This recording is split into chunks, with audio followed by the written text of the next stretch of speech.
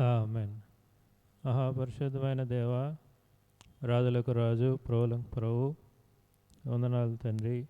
ఈ యొక్క నూతన దినములో ప్రభువా, ఉపవాసం కొరకై ఆయన మీ యొక్క మందిరములో మమ్మల్ని చేర్చిన విధానాన్ని బట్టి కూడా ఎంతో వందనాలు, స్తుతులు చెల్లించుకుంటున్నాం.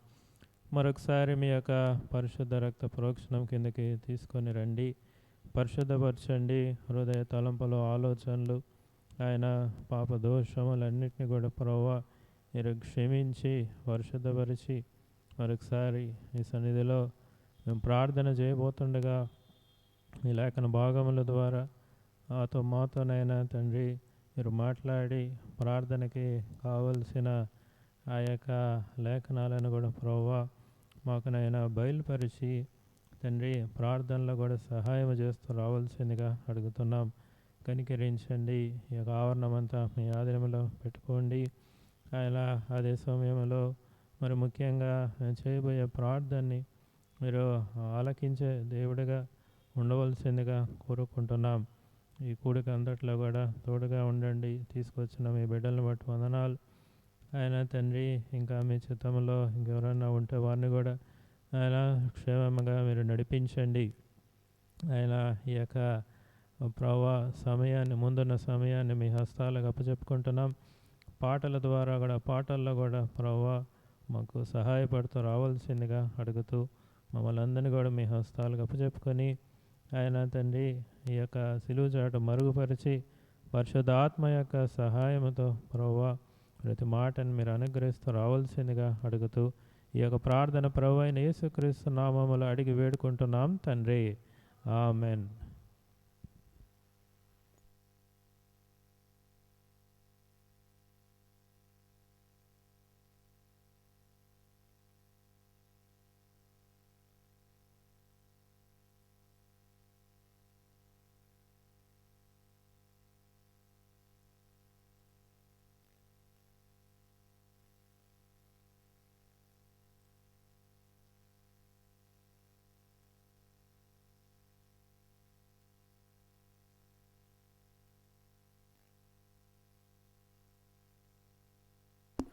పాట సంఖ్య 557.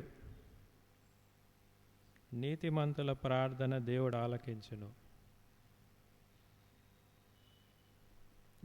పాత దాంట్లో 546, కొత్త దాంట్లో 557. 546.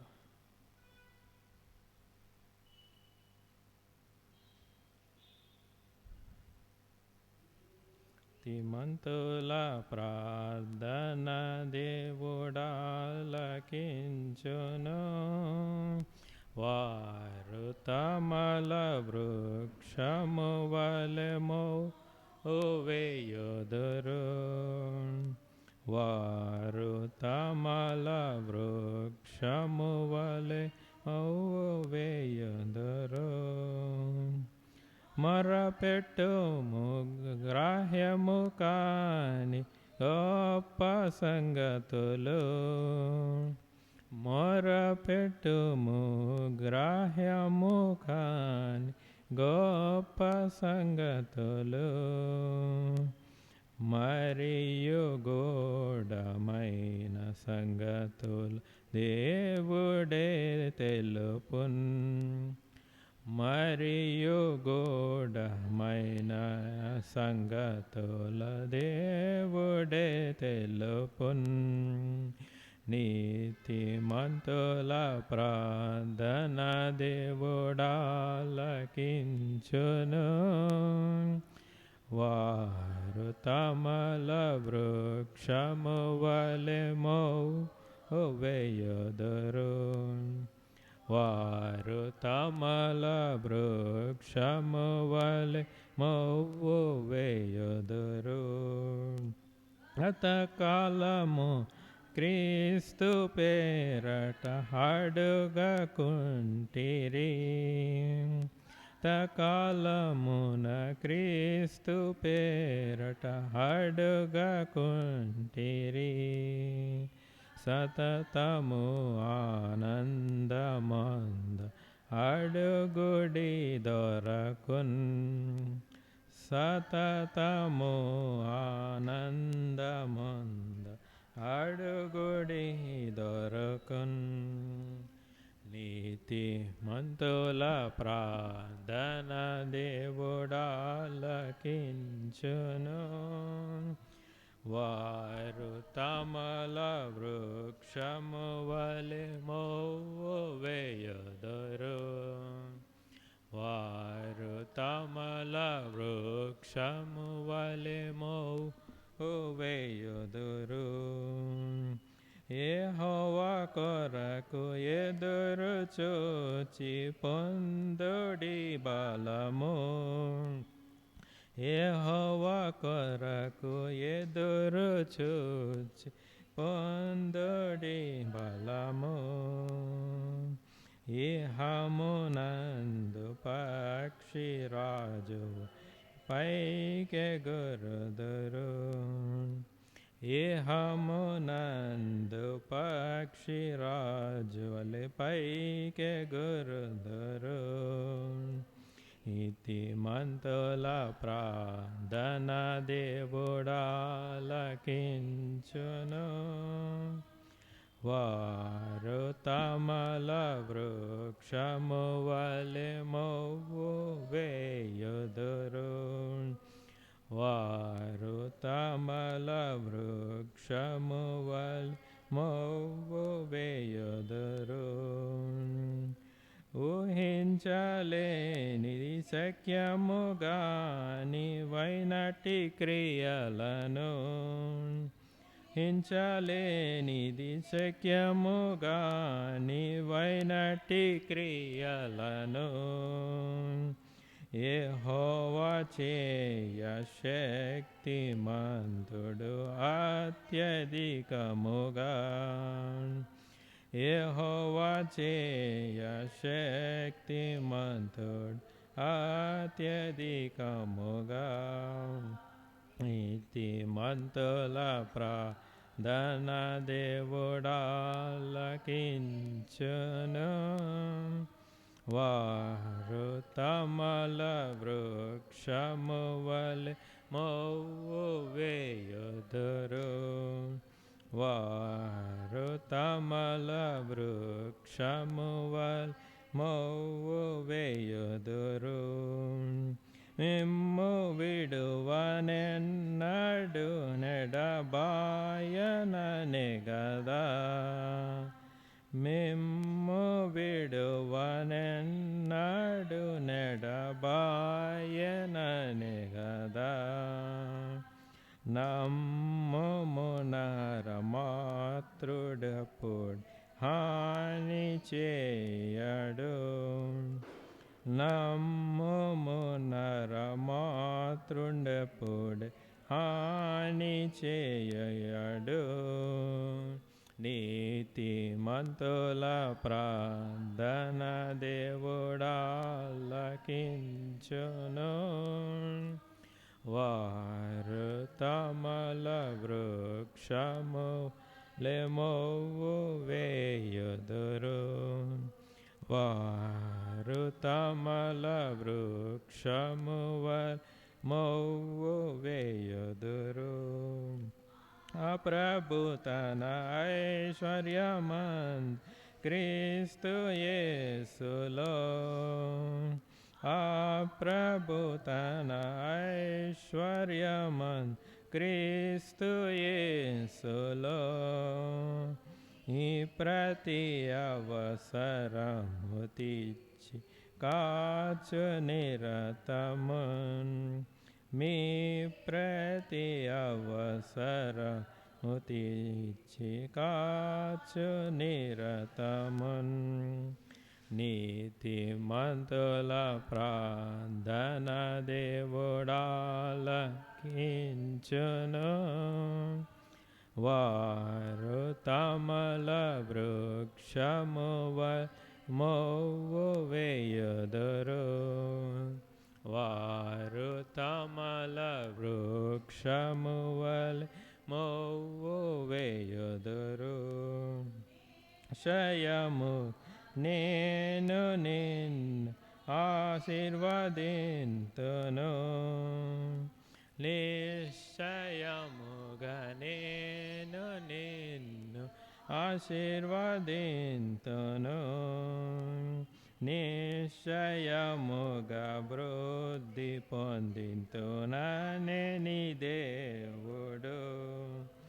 నిశ్చయముగా వృద్ధి పొందింతుననే నీ దేవుడు. నీతిమంతుల ప్రార్థన దేవుడాలకించును. వారు తమల వృక్షమువ మోవు వేయుదురు. వారు తమల వృక్షమువ మోవు వేయుదురు. పాట సంఖ్య 560.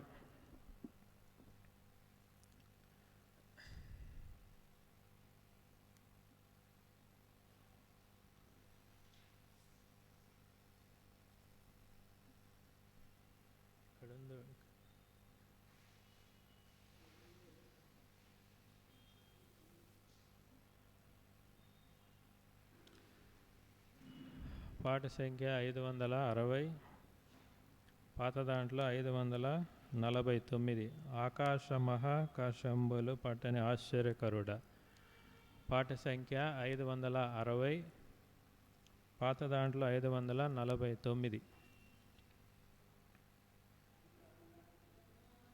ఆకాశంబులు పట్టని ఆశ్చర్యకరుడా.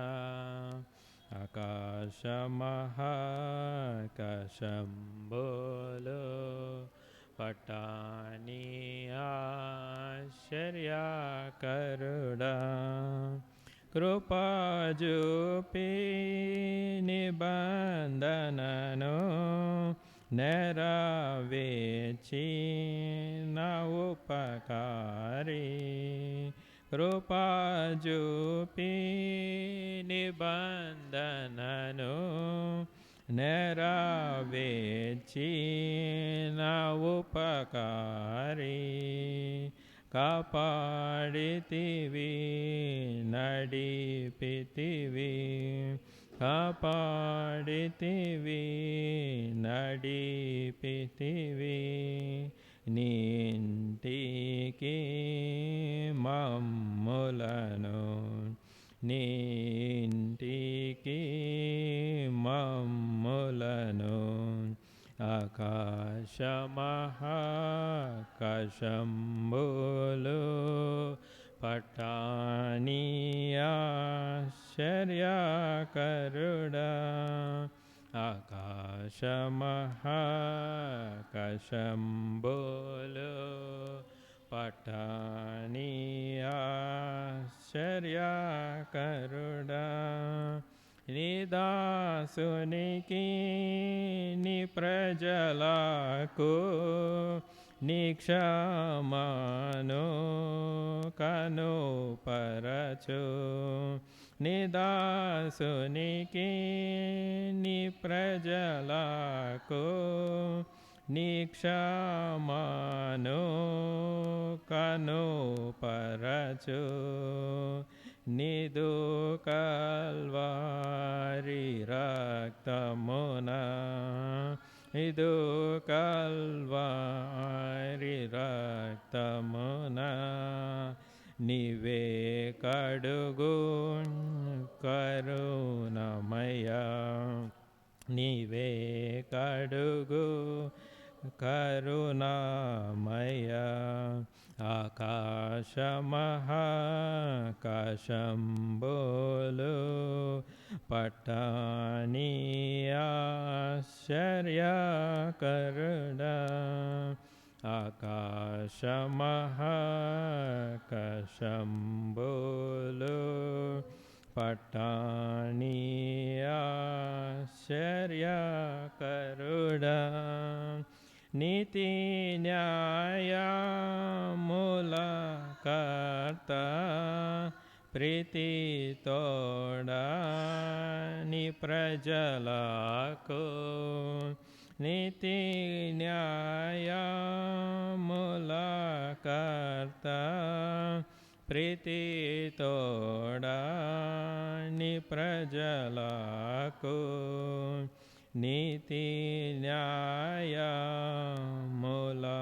నిమ్ము నీతి న్యాయముల నిమ్ము స్తుతింప నిరతంబు స్తుతింప నిరతంబు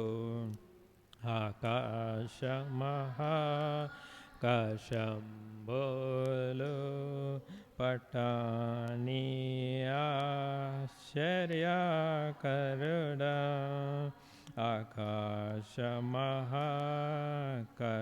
ఆకాశంబులు పట్టని ఆశ్చర్యకరుడా రాజులనుగా యాజకులనుగా మమ్ము చేసి నమరాజా రాజులనుగా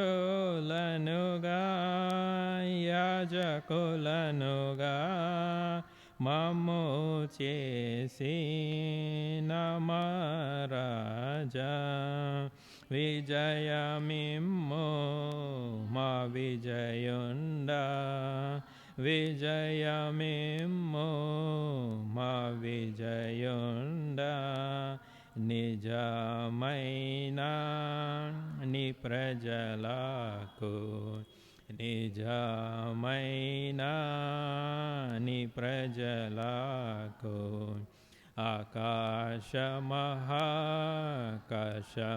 ఆకాశంబులు పట్టని ఆశ్చర్యకరుడా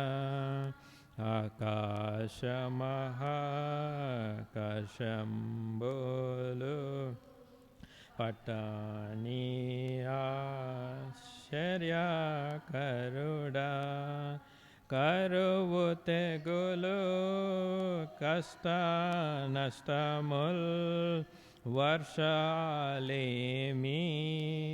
పురుగు బాధల్ కరువు తెగులు కష్ట నష్టముల్ వర్షాలేమి పురుగు బాధల్ కరుణ చూపి విడిపించి కరుణ చూపి విడిపించి మురిపించుము మమ్ములను మురిపించుము మమ్ములను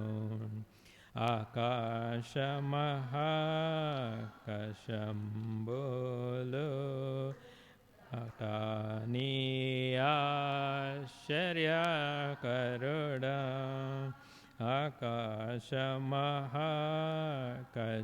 ఆకాశంబులు పట్టని ఆశ్చర్యకరుడా సమాధాన సంతోషము ఆదరణ ఆలోచన సమాధాన సంతోషము ఆదరణ ఆలోచన అనుభవింప నను గ్రహించు అనుభవింప నను గ్రహించు మనీషంబు మాకిచట మనీషంబు మాకిచట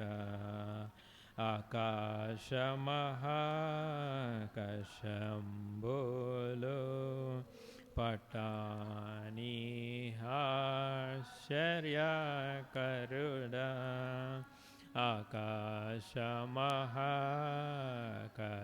ఆకాశమహాకాశంబోలు పటాని ఆశ్చర్యకరుడా బలపరచు నీ భక్తులను బలము తోడా ప్రవేశించి బలపరచు నీ భక్తులను బలము తోడా ప్రవేశించి విలువైన నిరక్షణను విలువైన నిరక్షణను ధరింపజేయు మల్లెలూయా ధరింపజేయు మల్లెలూయా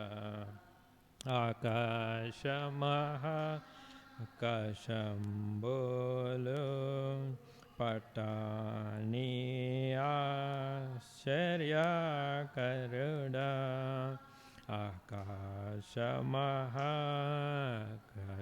ఆకాశమహాకాశంబోలు పటాని ఆశ్చర్యకరుడా. ఆఖరిగా 572 చిన్న పాట. ఆత్మదీపమును వెలిగించు యేసు ప్రభు. 572 పాత దాంట్లో 561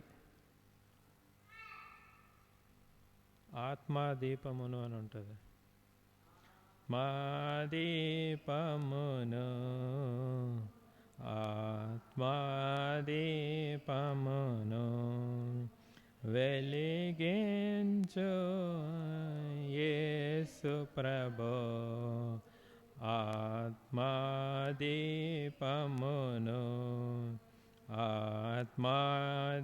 ఆత్మదీపమును మార్గంబంతయు చీకటిమయము మార్గంబంతయు చీకటిమయము స్వర్గనగరికి మార్గం బెట్టులో స్వర్గనగరికి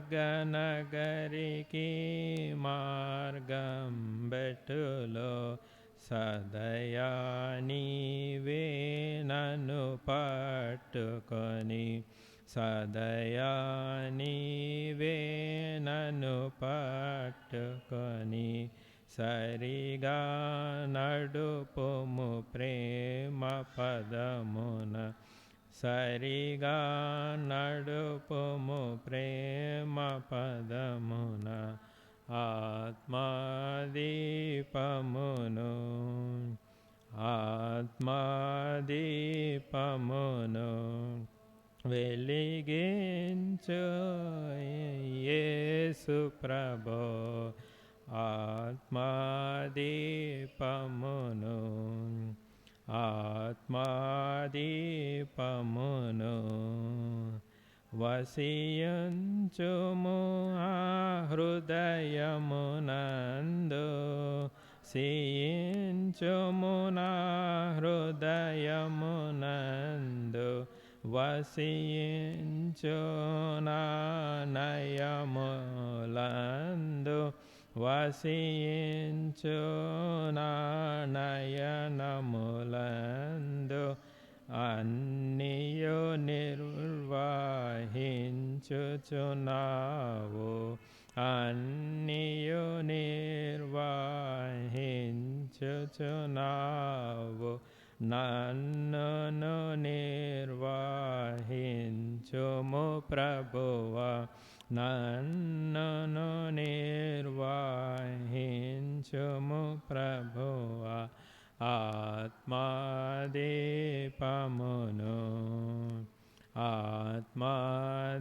ఆత్మదీపమును వెలిగించు యేసు ప్రభు ఆత్మాదీపమును ఆత్మాదీపమును కలుషాత్ములకై ప్రాణము బెట్టి కలుషాత్ములకై ప్రాణము బెట్టి కష్టములంతరింపజేసి కష్టములంతరింపజేసి కల్వరి సిలువలో కార్చిన రక్త కల్వరి సిలువలో కార్చిన రక్త కాలువయందు కడుగుము నన్ను కాలువయందు కడుగుము నన్ను ఆత్మాదీపమును ఆత్మాదీపమును వెలిగించు యేసు ప్రభో ఆత్మాదీపమును ఆత్మాదీపమును.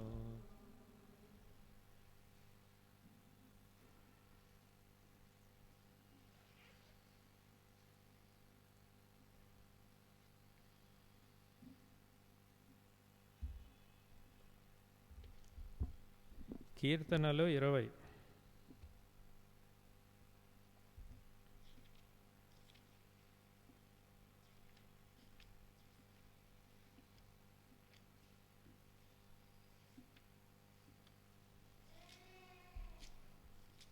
కీర్తనలు 20 ఇంట్లో 9 వచనాలు ఉన్నాయి. 9 మార్చి చదువుకుందాం. కీర్తనలు 20 ఇంట్లో 9 వచనాలు ఉన్నాయి. మార్చి దీన్ని చదువుకుందాం. ఆపత్కాలమందు యెహోవా నీకు ఉత్తరమిచ్చునుగాక, యాకోబు దేవుని నామము నిన్ను ఉద్ధరించునుగాక.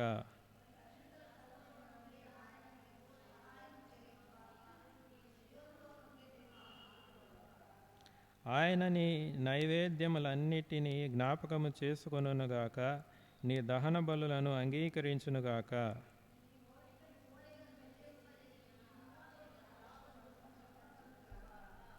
యెహోవా నీ రక్షణను బట్టి మేము జయోత్సాహము చేయుచున్నాము, మా దేవుని నామమును బట్టి మా ధ్వజము ఎత్తుచున్నాము.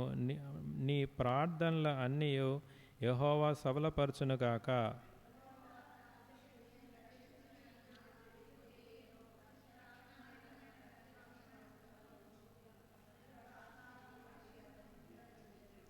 కొందరు రథములను బట్టి కొందరు గుర్రములను బట్టి అతిశయపడుదురు. మనమైతే మన దేవుడైన యెహోవా నామమును బట్టి అతిశయపడుదుము.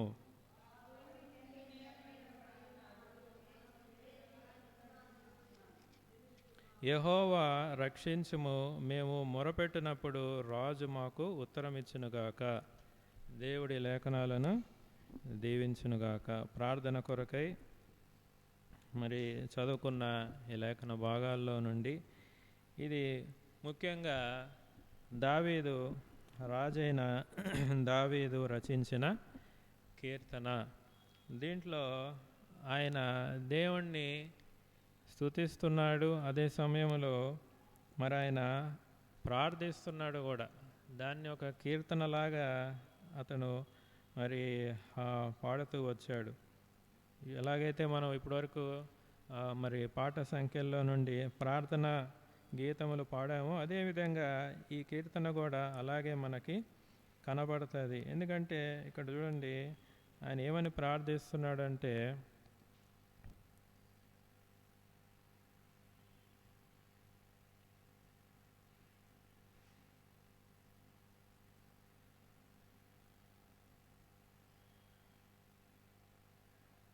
ఆయన ఇక్కడ చూడండి 6వ వచనములో 5వ వచనములో, యెహోవా నీ రక్షణను బట్టి మేము జయోత్సాహము చేయుచున్నాము, మా దేవుని నామమును బట్టి మా ధ్వజము ఎత్తుచున్నాము. నీ ప్రార్థనలన్నీ యెహోవా సఫలపరచునుగాక. అలానే ఇంకో దగ్గర కూడా ఏమని ఉంటుందంటే చూడండి, 2వ వచనంలో, పరిశుద్ధ స్థలములో నుండి ఆయన నీకు సహాయము చేయనుగాక, సియోనులో నుండి నిన్ను ఆదుకొనుగాక.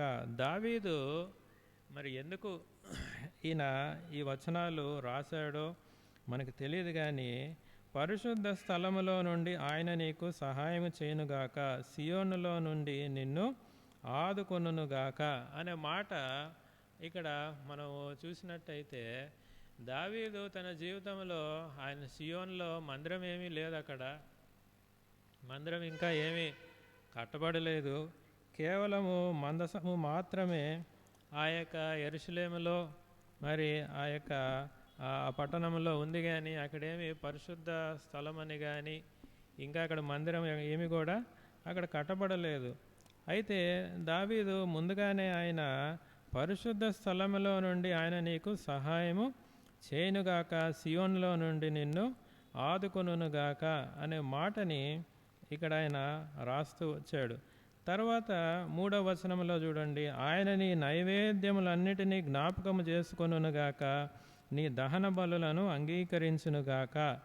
ఇవన్నీ కూడా మందిరములో ఆ కాలములో అర్పించే బలులు, నైవేద్యములు పాత నిబంధన గ్రంథములో మనకి ఇక్కడ కనబడుతుంది. 4వ వచనం, నీ కోరికను సిద్ధింపజేసి నీ ఆలోచన యావత్తును సఫలపరచునుగాక. అంటే దేవుడు హృదయ అంతరంగాలను ఎరిగిన దేవుడు.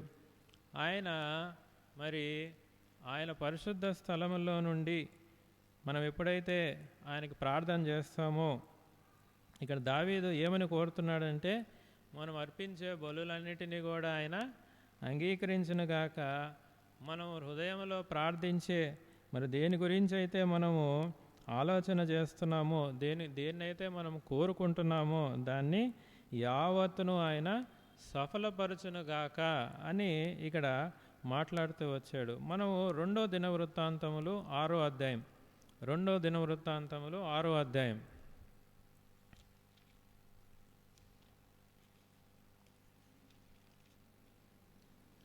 2వ దినవృత్తాంతములు 6వ అధ్యాయం. ఇందాక మనము పాడుకున్న ఒక పాట, ఆకాశమహ కశంబులు పటాని, అది ఈ అధ్యాయంలో నుండి అది రాసిండేది. ఆ రెఫరెన్స్ మీరు చూసినట్టయితే 2వ దినవృత్తాంతములు 6వ అధ్యాయము 18వ వచనాన్ని ఆధారం చేసుకొని ఆ పాట రాయబడింది. ఇక్కడ ఏముంది, 18వ వచనములో, 2వ దినవృత్తాంతములు 6వ అధ్యాయము 18వ వచనములో, మనుషులతో కలిసి దేవుడు భూమి యందు నివాసము చేయునా, ఆకాశమును మహాకాశమును నిన్ను పట్టజాలవే, నేను కట్టిన ఈ మందిరము నిన్ను పట్టునా. అయితే ఈ 6వ అధ్యాయము దీంట్లో సొలొమోను ప్రార్థిస్తాడు. ఇక్కడ 2వ దినవృత్తాంతములు 6వ అధ్యాయంలో రాజైన సొలొమోను ఎవరు? దావీదు యొక్క కుమారుడు. సొలొమోను మందిరాన్ని కట్టించిన తర్వాత, దాన్ని ప్రతిష్ఠించిన తర్వాత, ఆయన మరి ఆ యొక్క స్థలములో నుండి సొలొమోను ప్రార్థన చేసే మరి ఆ మాటల్లోనే ఈ 18వ వచనం కూడా అక్కడ వచ్చిందనమాట. అయితే సొలొమోను మరి జ్ఞాపకం చేసుకున్నాడు. ఈ అధ్యాయములు అంతా కూడా మరి సొలొమోను ఫస్ట్ జ్ఞాపకం చేసుకుంటాడు తండ్రి అయిన దావీదుకి మరి ఏమని దేవుడు వాగ్దానం చేశాడు, తర్వాత మరి ఆ మందిరం అనేది ఎవరు కట్టించాలి అనే విషయంలో దేవుడు ఎలా బయలుపరిచాడు, తర్వాత బయలుపరిచిన దేవుడు ఆ మందిరాన్ని ఎలాగ కట్టించాడు, అందును బట్టి ఆయన మరి ఆ యెహోవా దేవునికి సొలొమోను ప్రార్థిస్తాడు. ఆయన ఏమని ప్రార్థిస్తున్నాడంటే 14వ వచనం, ఇదే అధ్యాయము 14వ వచనము, యెహోవా ఇశ్రాయేలీయుల దేవా, హృదయపూర్వకముగా నిన్ను అనుసరించు నీ భక్తులకు నిబంధన నెరవేర్చుచు కృపను చూపుచు నుండు నీ వంటి దేవుడు ఆకాశమందైనను భూమి అందైనను లేడు. 15వ వచనం, నీ సేవకుడైన దావీదు అను నా తండ్రితో నీవు సెలవిచ్చిన మాట నెరవేర్చి ఉన్నావు. నీ వాగ్దానము చేసి ఈ దినమున కనబడుచున్నట్లుగా దానిని నెరవేర్చి ఉన్నావు అనే మాట ఇక్కడ మాట్లాడుతూ ఉన్నాడు. తర్వాత మరి ఇంకా కిందకి వచ్చినట్టయితే, ఈ మందిరము తట్టు ఎవరైతే తిరిగి పశ్చాత్తాపపడి ప్రార్థిస్తారో వారి ప్రార్థనని నువ్వు ఆలకించవలసిందిగా మరి దేవుడు ఆలకించవలసిందిగా మరి సొలొమోను ప్రార్థన చేస్తాడు. చూడండి 19వ వచనంలో, దేవా యెహోవా, నీ సేవకుడు నీ సన్నిధిని చేయు ప్రార్థన యందును లక్ష్యముంచి నీ సేవకుడైన నేను చేయు ప్రార్థనను పెట్టు మొరను ఆలకించుము. నీ సేవకులు ఈ స్థలము తట్టు తిరిగి చేయు విన్నపములను వినుటకై నా నామమును అచ్చట ఉంచెదనని నీవు సెలవిచ్చిన స్థలములనున్న ఈ మందిరము మీద నీ కనుదృష్టి రాత్రింబగలు నిలుచునుగాక. అంటే ఒక విషయంలో చెప్పాలి అంటే, ఆ కాలంలో మందిరంలో దేవుడు అక్కడ నేను ఉంటాను అని ఆయన చెప్పలేదు. కానీ ఎందుకంటే ఆయనే అంటున్నాడు కదా, ఈ మందిరంలో అంటే సొలొమోను కట్టించిన మందిరాన్ని మరి ఆకాశ మహాకాశములు పట్టజాలని దేవుడు దాంట్లో ఎలాగైతే వచ్చి నివసించలేడో అది వాళ్ళకు కూడా తెలుసు. అయితే సొలొమోను ఏమని కోరుకుంటున్నాడు అంటే, దేవుని యొక్క కనుదృష్టి ఆ మందిరం పైన నిలిచి ఉండలాగన సొలొమోను ప్రార్థన చేశాడు. దేవుని యొక్క కనుదృష్టి అంటే ఆ స్థలము వైపు మరి ఎవరైతే ఆ స్థలంలోకి వెళ్ళి కానీ ఆ స్థలం వైపుకి కానీ ఎవరైతే చూసి హృదయపూర్వకంగా ప్రార్థన చేస్తారో వారి ప్రార్థన అంగీకరింపబడాలి అనేదే సొలొమోను యొక్క ప్రార్థన. దేవుడు కూడా అలాగే చేశాడు. ఎందుకంటే తర్వాత కాలాల్లో దానియేలు గ్రంథంలో మనం చూసినట్టయితే, దానియేలు తన గదిలో కిటికీలు ఆయన తెరవబడి ఏ వైపున ఆయన తిరిగి ప్రార్థిస్తాడు, యెరూషలేము వైపు ఆయన తిరిగి ప్రార్థిస్తాడు. ఎందుకంటే దానియేలుకి లేఖన భాగములు బాగా ఎరిగిన ప్రవక్త కాబట్టి మరి యెరూషలేములో ఉన్న మందిరం వైపు దేవుని యొక్క కనుదృష్టి అక్కడ నిలిచి ఉంది అని తెలుసు కాబట్టి ఆయన దానియేలు ఆ యొక్క మందిరం వైపు ఆ డైరెక్షన్లో ఆయన ఏం చేస్తాడు, ప్రార్థన చేసేవాడిగా ఆయన అక్కడ కనబడుతూ ఉన్నాడు. అంటే ఇక్కడ మనం గమనించవలసిన విషయం ఏంటి అంటే, పాత నిబంధన కాలంలో దేవుని యొక్క సన్నిధి నిలబడి ఉన్న ఆ మందిరం వైపు అంటే దేవుడి యొక్క ప్రజెన్స్ ఎక్కడైతే ఉంటుందో ఆ వైపు తిరిగి ప్రార్థన చేసినప్పుడు దేవుడు దాన్ని అంగీకరించేవాడు అని మనకి ఇక్కడ అర్థమవుతూ ఉంది. అయితే మనం ఇప్పుడు పాత నిబంధన కాలంలో మనము లేము, మనం ఇప్పుడు నూతన నిబంధన కాలంలో ఉన్నాం. అయితే ఇక్కడ వచ్చిన మార్పు ఏంటి అంటే, ప్రభువైన యేసుక్రీస్తు ఇప్పుడు ఏం చేస్తున్నాడంటే ఆయనే దేవాలయం అయి ఉన్నాడు.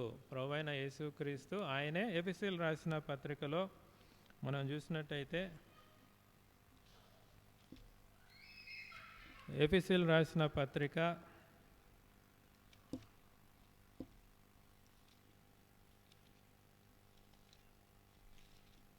2వ అధ్యాయంలో ఆఖరి వచనాలు మనం చదివినట్టయితే, ఎఫెసీయులకు రాసిన పత్రిక 2వ అధ్యాయము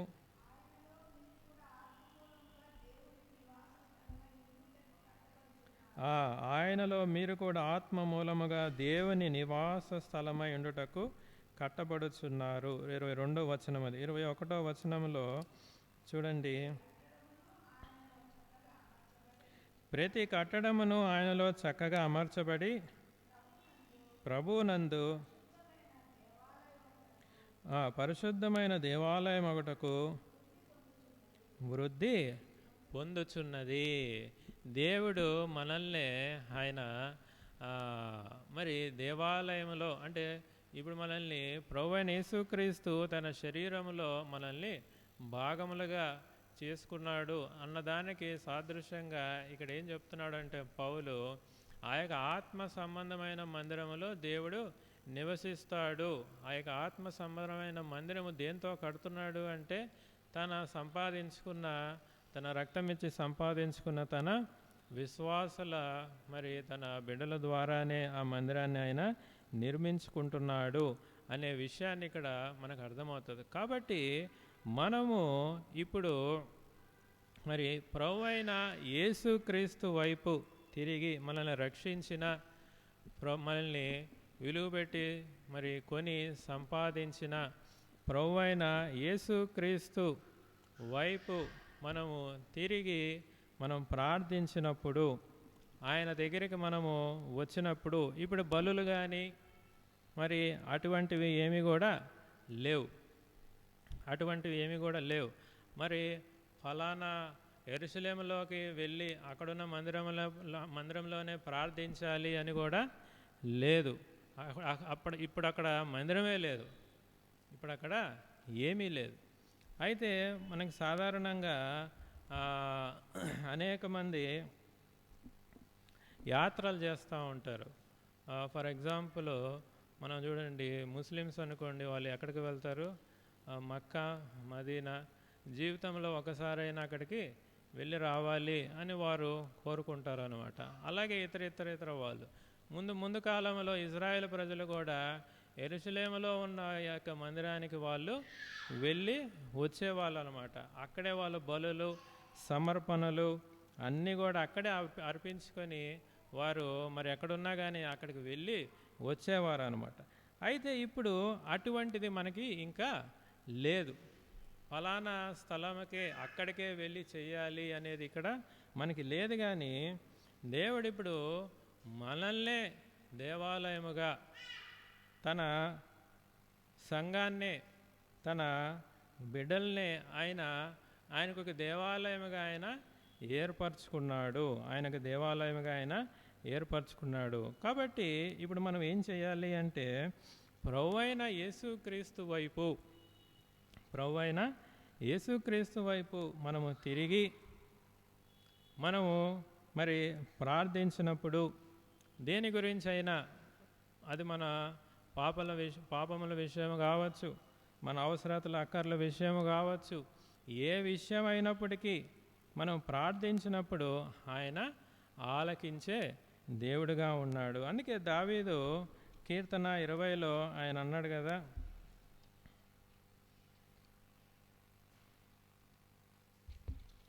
కీర్తనలు 20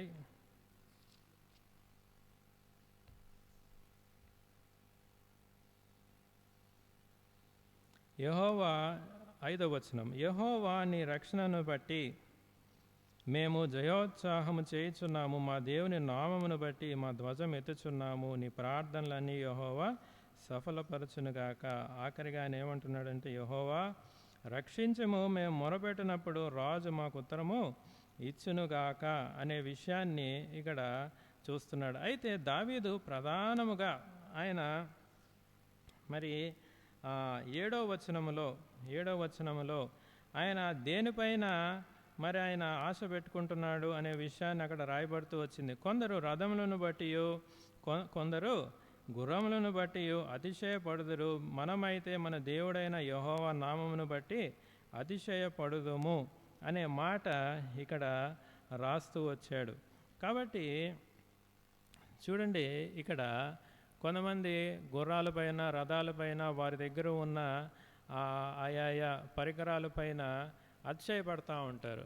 ఉదాహరణకి మొన్న జరిగిన యుద్ధము మనందరికీ కూడా తెలిసిండేదే. ఎవరెవరు దేనిపైన ఎవరు యుద్ధానికి వెళ్ళారు? ఇజ్రాయేలు ఇరాన్ పైకి యుద్ధానికి వెళ్ళింది. ఇరాన్ వాళ్ళేమి తక్కువైన వాళ్ళు కాదు. వాళ్ళ దగ్గర కూడా ఎన్నో మరి యుద్ధానికి సంబంధించిన పరికరాలన్నీ కూడా వారికి ఉన్నాయి.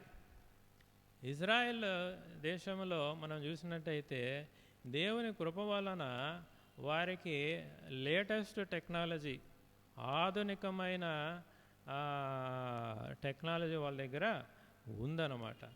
అయితే ఇజ్రాయెల్ ప్రజలు యుద్ధం జరుగుతున్న సమయంలో వారిపైన ఎన్ని మిజైళ్ళు దాడి చేసినప్పటికీ అవన్నీ కూడా వాళ్ళ టెక్నాలజీ ద్వారా వాళ్ళు ఆపగలిగారు. అయితే అక్కడ ఉన్న వాళ్ళు చెప్పే కొంతమంది మన ఇండియన్స్ అక్కడ ఉన్నారు కదా, వాళ్ళు చెప్పేది ఏంటి అంటే వారికి యెహోవా దేవుడి పైన అంత నమ్మకం,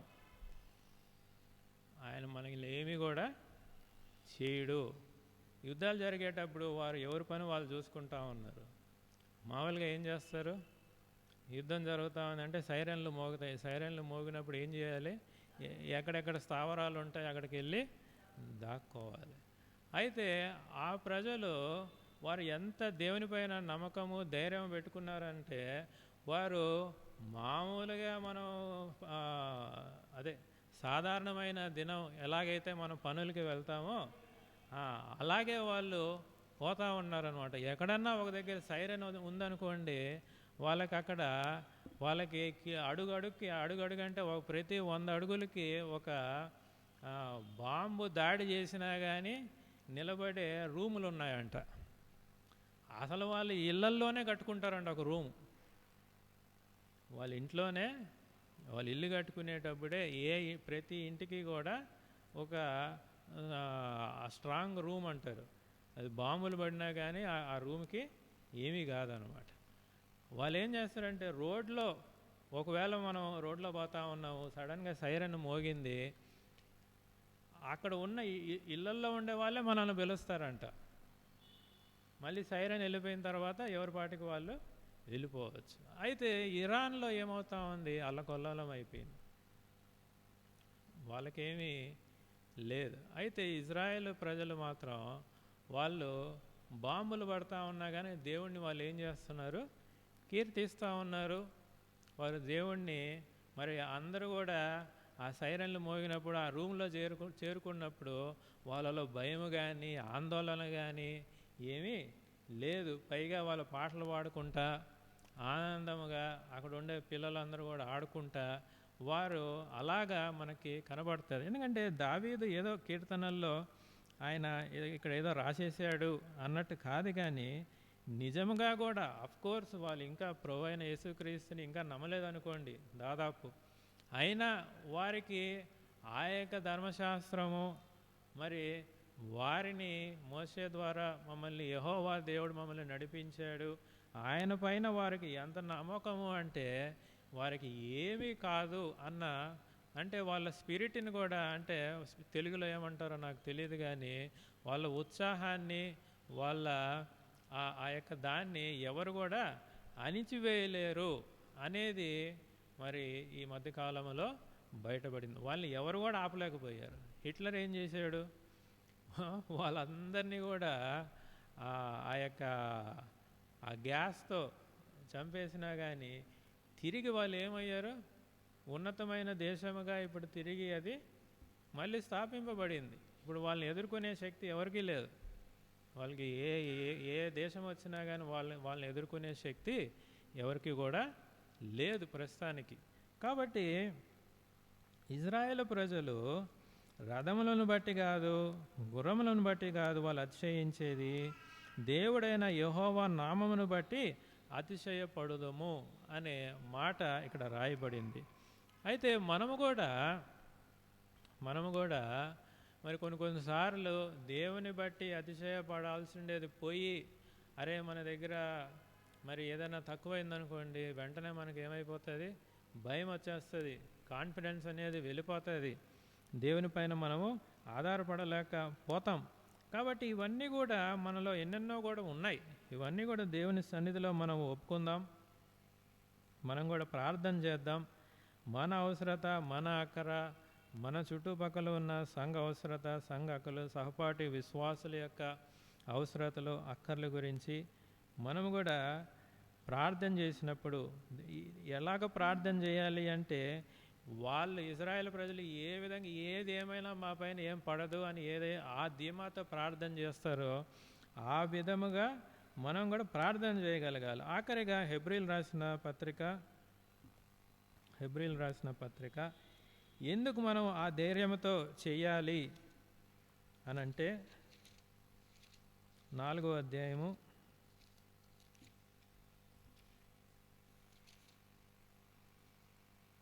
15వ వచనం. హెబ్రీయులకు రాసిన పత్రిక 4వ అధ్యాయము 15వ వచనం.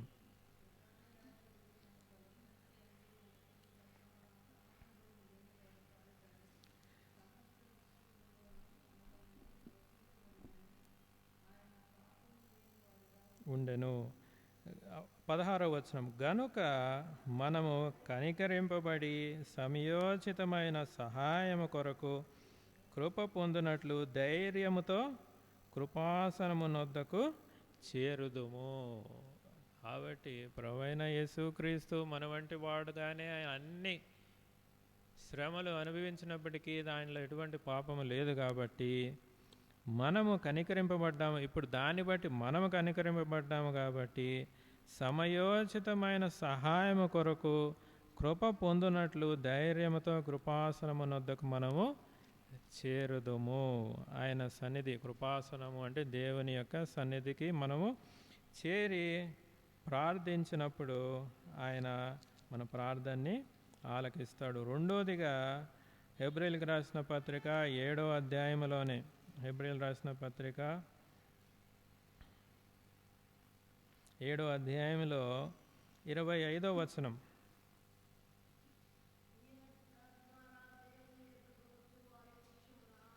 ఈయన తన ద్వారా దేవుని యొద్దకు వచ్చి వారి పక్షమున విజ్ఞాపనము చేయుటకు నిరంతరము జీవించుచున్నాడు గనుక వారిని సంపూర్ణముగా రక్షించుటకు. ఇక్కడ వారిని అంటే ఎవరండి? వారంటే వాళ్ళు ఎవరో కాదు, మనమే.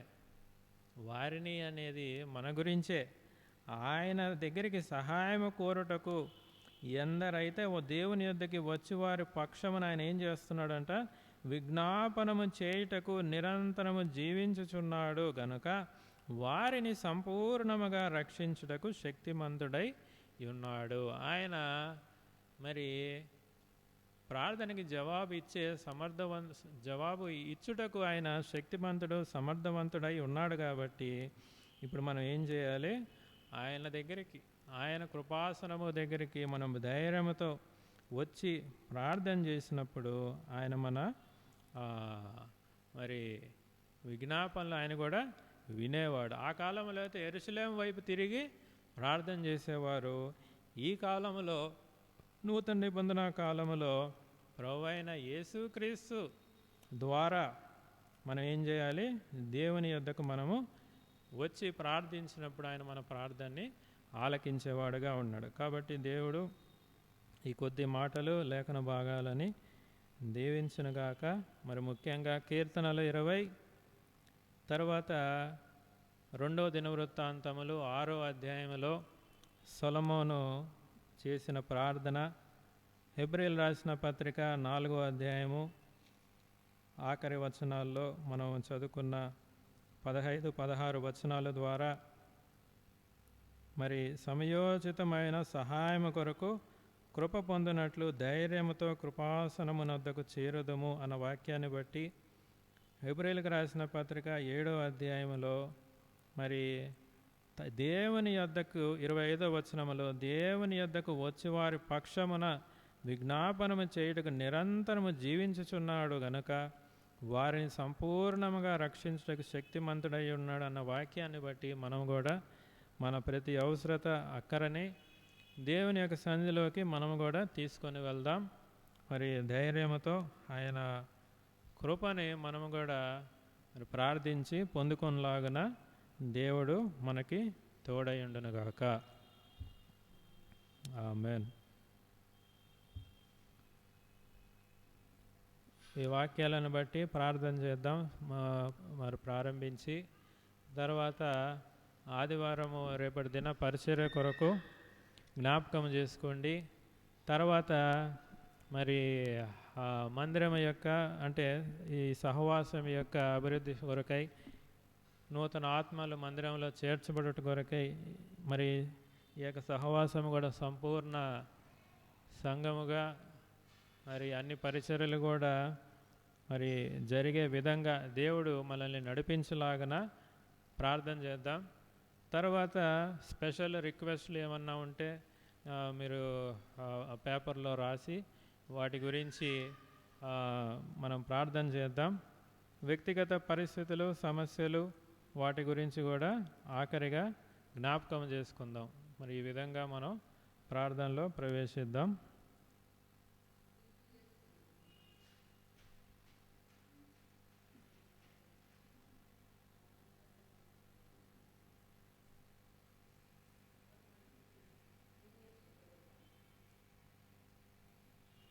పోయినసారి పెట్టినట్టే ఒకరోజు సరిపోతుంది.